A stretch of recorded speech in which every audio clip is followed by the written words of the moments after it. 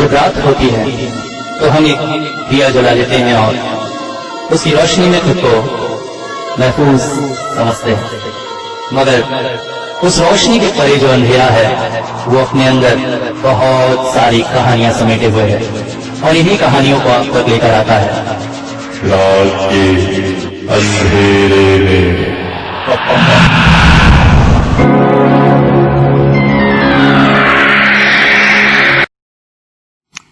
Hello दोस्तों, मैं हूं राघव। बाय प्रोफेशन मैं एक ऑनलाइन कंपनी में डिलीवरी बॉय हूं। दिन भर लोगों के पते खोजना और वहां पर उनके सामान पहुंचाना, यही मेरा काम है। असली में पिता की मृत्यु बहुत जल्दी हो गई, सो ज्यादा पढ़ लिख नहीं सका, मगर भला हो इन ऑनलाइन कंपनियों का, इनके चलते जॉब मिल गई। तनख्वाह ठीक ठाक ही है, उसमें मैं और मेरी माँ का जीवन अच्छा ही चल रहा है। कहें तो इस शहर के लगभग सभी गली कूचे मेरे पहचान के हैं और काफी फास्टली मैं सामान भी पहुंचा देता हूं। इस वजह से इंसेंटिव बोनस भी अच्छा ही बनता है। मगर बड़ी अजीब है प्रोफेशन। कभी अच्छे लोगों से मुलाकात होती है, कभी बुरे लोगों से। कोई तो पैसे देने में इतना समय लगाता है, कैश ऑन डिलीवरी है ही ऐसी चीज। उसके बाद ये रिटर्न का जो नया झंझट है वो तो और परेशान करता है। मगर क्या करें, कम पढ़े लिखे इंसान के लिए यही जॉब सबसे अच्छी है। मगर मुझे ऐसे लोग बहुत अच्छे लगते हैं जो जल्दी जल्दी सामान लेकर पैसे दे दे। इस कॉलोनी के फ्लैट नंबर 13 के साहब भी वैसे ही हैं। कभी भी ज्यादा बात नहीं करते। सामान लिया, थोड़ा सा मुस्कुराए, पैसे दिए। कभी कभी तो चेन भी वापस नहीं लेते हैं। अब एक दो बार जानने की कोशिश की थी, उनके पैकेट को देखकर समझ में आया कि कुछ किताबें हैं। ज्यादातर अब विदेशों से आते हैं। काफी पढ़े लिखे इंसान है। मगर कभी सोचा ना था कि जिस फ्लैट नंबर 13 की मैं इतनी तारीफ कर रहा हूं, उसी फ्लैट नंबर 13 से एक भयानक अनुभव मेरी जिंदगी में जुड़ जाएगा। हमारे जॉब में जैसे तैसे सब ठीक ही है, मगर सबसे बड़ी तकलीफ है छुट्टी की। छुट्टी ही नहीं मिलती है। संडे को भी लोगों के सामान पहुंचाने होते हैं और संडे को तो लोग ज्यादा एग्रेसिव होते हैं क्योंकि घर में जो रहते हैं। रिया जब से मेरी जिंदगी में आई थी, जिंदगी बदल सी गई थी। मगर हमेशा मन में एक कसक सी लगी रहती थी कि इस लड़की को मैं ज्यादा समय नहीं दे पाता हूं। दिन भर ड्यूटी में फोन पर ही जो रोमांस चलता है।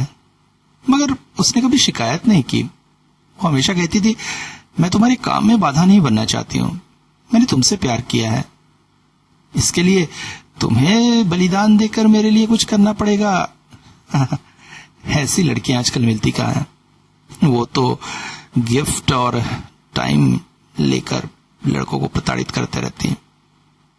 मगर आज मन बड़ा प्रसन्न था। पिछले 2 महीने से जूझ कर आज के दिन को शाम की पाली में हाफ डे करवा लिया था।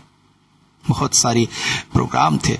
रिया के साथ शॉपिंग मॉल जाऊंगा, पिक्चर देखूंगा, कैंडल लाइट डिनर करूंगा और घर लौटने से पहले एक लॉन्ग किस। बस यही सोचकर आखिरी डिलीवरी देने के लिए गाड़ी स्टार्ट की।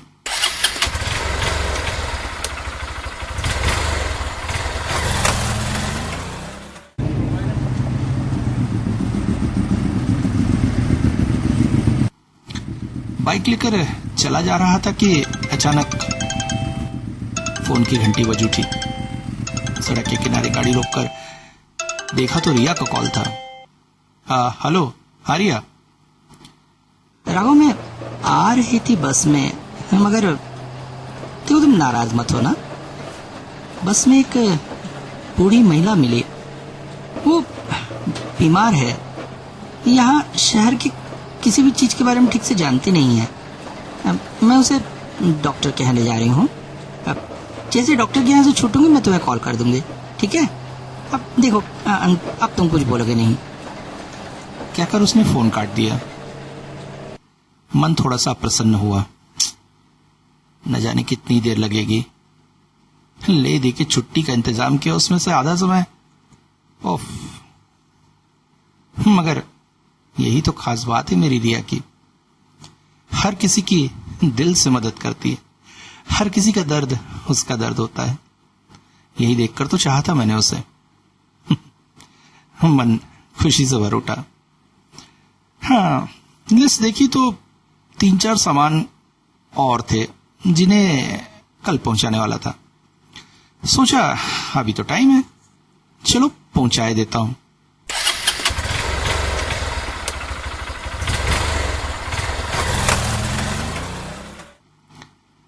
सामान पहुंचाते पहुंचाते करीब 6-6:30 बज गए। अब तक रिया का कॉल नहीं आया। आखिरी सामान देखा तो फ्लैट नंबर 13 का था। सोचा चलो इसे भी डिलीवर कर ही देता हूं। सामान डिलीवर करने के लिए पहुंचा ही था कि सामने वाले घर के अंकल बाहर निकल आए। सुनो बेटा, हाँ? अरे भैया, ऐसा क्या सोना चांदी लाते हो जो आए दिन इस फ्लैट में आते रहते हो, हैं? सुनकर एक बार मन चिढ़ा भी। अरे मैं सोना चांदी लाऊं कुछ भी लाऊं, उनके मेरे बीच का मामला है, तुम कौन होते हो बोलने वाले? मन किया 2-4 अच्छे खासे जवाब दूं, मगर रिया ने हमेशा कहा है दूसरों पे बहस तुम बहुत करते हो, इससे बचो। और अपनी जान की बात न मानो, ऐसा हो सकता है क्या? मैंने कुछ भी जवाब नहीं दिया। वो बोले, अरे महाशय, कान में सुनाई देता है, मैं कुछ बोल रहा हूँ। देखिए सर, सोना चांदी नहीं, कुछ किताबें मंगवाते हो, बहुत पढ़े लिखे ज्ञानी इंसान है। पढ़े लिखे ज्ञानी इंसान है तो मतलब तुम्हें सच्चाई का पता नहीं है? सुनो, अरे अभी पिछले दिनों मुझे रात में नींद नहीं आ रही थी, तो मैं निकलकर ये बाहर गार्डन में टहल रहा था। उसके घर से अजीब अजीब मंत्र पाठ की आवाज आ रही थी, समझे? मैंने कहा मंत्र पाठ? वो विदेशी लैंग्वेज की बुक्स मंगवाते हैं विदेशों से, उसमें मंत्र लिखे होंगे। आप भी ना सर। अरे यही तक बात होती तो और थी। एक दिन मैं उनके घर चला गया, घर का दरवाजा खुला था। धीरे से अंदर गया तो क्या देखता हूँ, टेबल में एक बड़ा सा जार रखा है, उसके अंदर एक मरी हुई बिल्ली रखी है और अजीब सा तेल जैसा भरा हुआ है। महाशय एक लकड़ी से उस बिल्ली को घुमा रहे थे और बोल रहे थे, बस कुछ दिन और, उसके बाद मैं तुझे जिंदा कर दूंगा, थोड़ी सी तकलीफ और सह ले। हैं? अचानक ही उनकी नजर मुझ पर पड़ी। बोल उठे, आप बिना नॉक के अंदर कैसे चले आए? थोड़ी सी भी तमीज नहीं है आपको? देखिए, इस तरह की झांक ताक मुझे बिल्कुल पसंद नहीं। अगली बार किया तो मैं सीधा पुलिस के पास जाऊंगा। अरे अजीब से इंसान है, ना किसी से मिलना ना किसी से बातचीत, बस फ्लैट का दरवाजा बंद के अंदर क्या करते रहते। हाँ, उनकी माँ थोड़ी सी अच्छी है, मोहल्ले में सबसे मिलती जुलती गपियाती, मगर पिछले महीने भर से वो भी नहीं दिख रही। मैं थोड़ा सा चिढ़ने लगा। मुझे देर हो रही थी। मैंने उनसे कहा, ठीक है सर, एक काम करता हूँ, आज मुझे काम है, डिलीवरी देकर मैं निकलता हूँ, किसी दिन आके चैन से आपके साथ बैठ के सारी कहानियां सुनूंगा। अरे कहानी नहीं, सच कह रहा हूं, वो महाशय बोलते रहे। मगर मैं फ्लैट की तरफ चल दिया। घंटी बजाने से कोई प्रतिक्रिया नहीं आई। 2-3 बार नॉक भी किया, मगर दरवाजा नहीं खुला। फिर कॉल लगाया और घंटी बजते रही, कॉल रिसीव न हुआ। अरे मैंने ही गलती की, एक बार कॉल करके पूछ लेना था, मगर अब क्या करूं, ले जाऊं डिलीवरी? तभी महसूस हुआ जैसे घर का दरवाजा खुला हुआ है। धीरे से खोला तो सच में खुला हुआ था। अंदर बैठक खाने में सोफे पर एक वृद्ध महिला बैठी थी। समझ गया, यही उन साहब की माताजी होंगी जिनके बारे में वो महाशय बात कर रहे थे। मैं अंदर गया। Excuse me ma'am. कौन है? जी, मैं डिलीवरी बॉय हूँ। ये पार्सल आया था मैं सर को देने के लिए। अरे वो तो घर में नहीं है। हैं? एक काम करो, थोड़ी देर बैठ जाओ, आता ही होगा। अब बैठ जाऊं? ये कौन सी नई मुसीबत हो गई। महाशय कब आएंगे? अच्छा, मैं निकलता हूँ, कल ले आऊंगा। अरे नहीं नहीं। आए हो फिर कब आओगे क्या पता, कोई जरूरी पार्सल हुआ तो। बैठो ना थोड़ा देर मेरे पास, बातें करो। अब असली में मुझे काम था। इसके बाद तो तुम्हें कोई काम नहीं है बेटा, तुम तो खाली हो। अरे मेरी बात का इसे कैसे पता चला? तभी एक बात मेरे दिमाग में कौन थी। मैंने कहा एक काम करिए ना, आप ही साइन कर दीजिए, पार्सल ले लीजिए। मैं साइन नहीं कर सकती। ओ नहीं, अंगूठा लगा देंगे तो भी चलेगा। हैं? क्या कह रहे हो? अंगूठा? मैं पढ़ी लिखी हूँ बेटा, एक समय बैंक में जॉब करती थी। I am sorry. नहीं, कोई बात नहीं। असली में पिछले दिनों मेरा अंगूठा कट गया। उन्होंने अपने साड़ी के आंचल से अपना हाथ निकाला तो देखकर मैं आश्चर्यचकित हो गया। अरे ये क्या?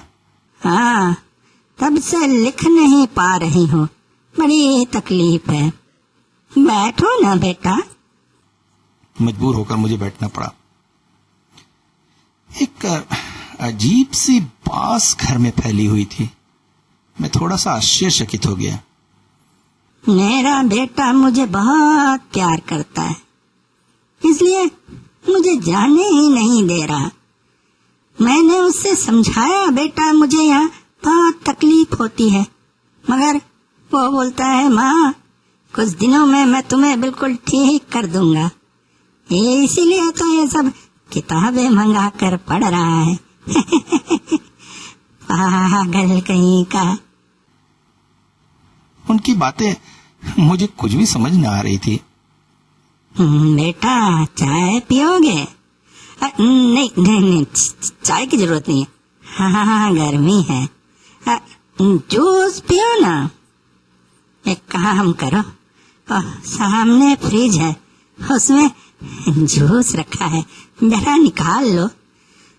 बुढ़ापे में पैरों में बहुत दर्द है बेटा, बार बार उठना बैठना नहीं बनता है, वरना मैं ही दे देती।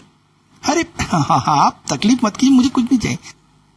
अभी मैं निकलने की कोशिश ही कर रहा था कि अचानक फोन बज उठा।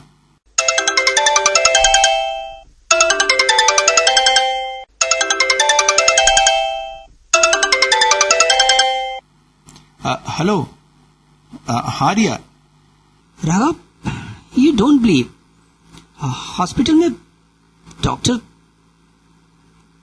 के नंबर का इंतजार कर रहे थे। मैं वॉशरूम के लिए गई, लौटकर आई तो देखा वो लेडी यहाँ कहीं नहीं है। पूरा हॉस्पिटल छान मारा, मगर ओ, तुम्हारे साथ वो आई तो थी ना? अरे मैं खुद उसे ले जाकर उसका नंबर लगवाई थी, उन्हें यहीं चेयर में बिठाया था। अच्छा ठीक है, एक काम करो, मैं अभी आता हूँ। मुझे यहाँ से निकलने का मौका मिल गया था। मैंने उस महिला से कहा मैं निकलता हूँ, एक अर्जेंट काम आ गया है। नहीं नहीं, घर आए बिना खाए पिए जाओगे कैसे हो सकता है? जाओ ना, निकाल लो। जी, मजबूर होकर मुझे फ्रिज तक जाना ही पड़ा। मगर जैसे ही मैंने फ्रिज खोला मैं चौंक पड़ा, क्योंकि फ्रिज में उसी महिला का शरीर रखा हुआ था। मुझे कुछ समझ ना आया, मैं उस जगह से किसी भी तरह से भागना चाहता था, मगर ये क्या, कहाँ आ गया मैं? यहाँ तो कहीं दरवाजा खिड़की कुछ भी नहीं है, बस घनघोर अंधेरा है। अरे मुझे यहाँ से निकालो। तभी कानों में उस औरत की आवाज पड़ी, बेटा मैं बहुत तकलीफ में हूँ, मेरे शरीर को अंतिम संस्कार करवा दो बेटा। मेरा बेटा मुझे नहीं छोड़ रहा है, कहता है फिर जिंदा करेगा। ऐसा कभी हुआ है बेटा? मैं बहुत तकलीफ में हूँ बेटा, मदद करो मेरी। तभी अचानक मुझे दरवाजा दिखाई दिया। मैं पकड़ लुकते वहां से भागा। हाँ, अपनी गाड़ी स्टार्ट की और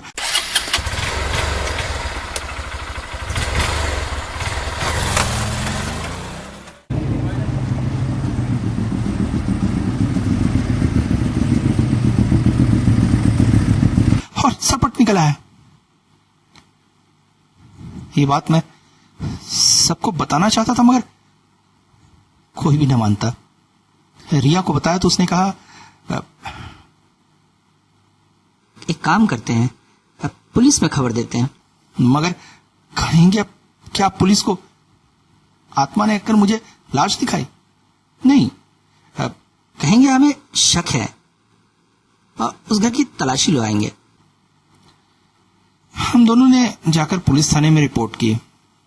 हालांकि शुरुआत में पुलिस ने तलाशी लेने में थोड़ी आनाकानी की, क्योंकि व्यक्ति काफी प्रसिद्ध था।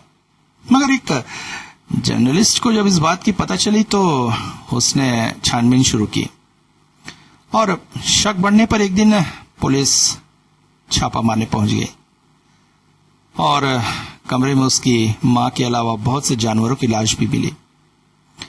उसे गिरफ्तार कर लिया गया, जहां उसने पुलिस को अजीब अजीब भाषाओं में बात करते हुए अपनी बातें समझाने की कोशिश की। 1-2 दिन तक मेंटल हॉस्पिटल में भी उसे रखा गया। उसके बाद उसने इंटरोगेशन में बताया, आप लोग बेवकूफ हैं। अरे मैं 1-2 दिन में ही अपने काम में सफल होने वाला था। मैं अपनी मां को फिर से जिंदा करता, उन सभी जानवरों को फिर से जिंदा करता। मानवता की कितनी बड़ी सेवा होने वाली थी, मगर आप लोगों ने मूर्खता से सब कुछ नष्ट कर दिया।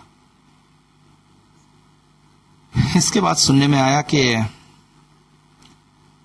उसे मेंटल हॉस्पिटल में हमेशा के लिए एडमिट कर दिया गया।